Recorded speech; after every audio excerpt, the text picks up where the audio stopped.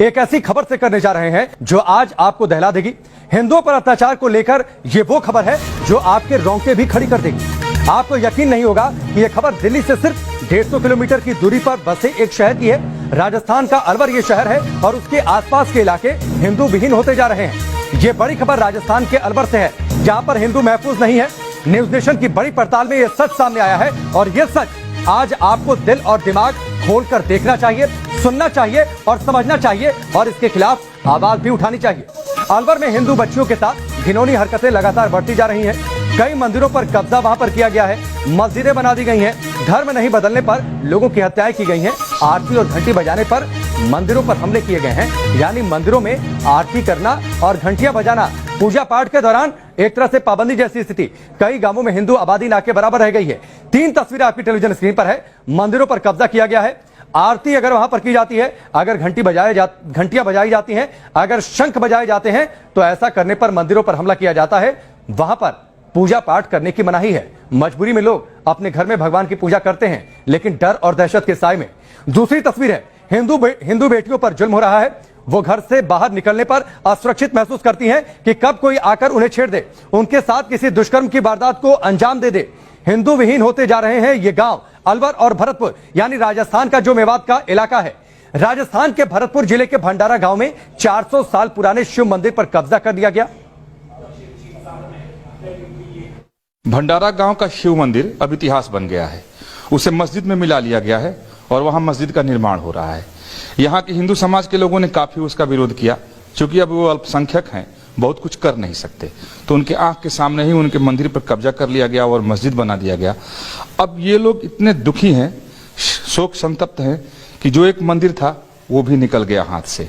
यहाँ हिंदू बहुत कम है, 1000 घर से ज्यादा मेव मुसलमानों का है और उसके मुकाबले हिंदू यहाँ इतने कम है कि अगर प्रतिशत बताई जाए तो 8-10% से ज्यादा यहाँ हिंदू नहीं है। तो ऐसी स्थिति नहीं है कि ये लड़ सकें, अपने मंदिर के लिए संघर्ष कर सकें। कानून का सहारा जरूर ले सकते हैं, लेकिन उसका भी कोई फायदा नहीं हुआ है। इस भंडारा गांव के तमाम बुजुर्ग लोग और यहाँ के लोग हमारे साथ मौजूद हैं, जो बताएंगे कि ये मंदिर कब से था, कितना पुराना था, कब कब्जा हुआ, कैसे कब्जा कर लिया गया। आपका शुभ नाम क्या है? ग्यासी राम जी। ये जो मंदिर है था, ये कितना पुराना था? ये सब हमारे बाप दादाओं परदादाओं के सामने से चला रहा है, जब पुराना मंदिर। और मेरी उम्र भी 75 साल की होगी। इसमें सेवा पूजा करते रहे हम। अब साहब मुसलमानों ने मतलब ये मंदिर ये खराब कर दिया, बनाने नहीं दिया और सेवा पूजा नहीं करने देते। अच्छा। हाँ जी, हमारी जनसंख्या बहुत कम है जी, अल्पसंख्यक में हमको नाजायज ये सताते हैं और मंदिर पर कब्जा कर लिया है इन्होंने।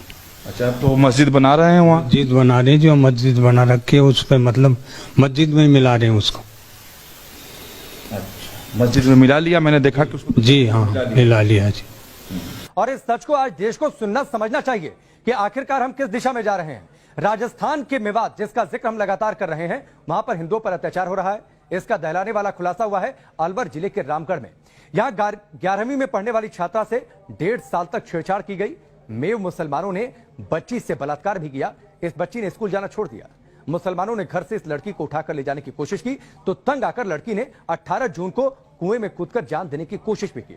मामला पुलिस में पहुंचा तो परिवार पर दबाव बनाया गया कि आप समझौता करिए। 23 जून को लड़की के पिता की हत्या कर दी गई। शव को जंगल में पेड़ से टांग दिया गया।